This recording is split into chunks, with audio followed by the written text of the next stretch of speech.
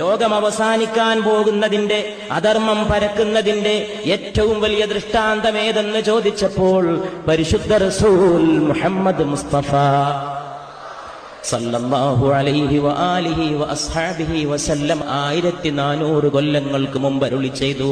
ഏറ്റവും വലിയ ഒരു ദൃഷ്ടാന്തം പാവങ്ങളായ നിരപരാധികൾ കൊല ചെയ്യപ്പെടലാണ്. പക്ഷേ കൊല്ലുന്നവൻ അറിയില്ല താൻ ആരെയാണ് കൊല്ലുന്നതെന്ന്.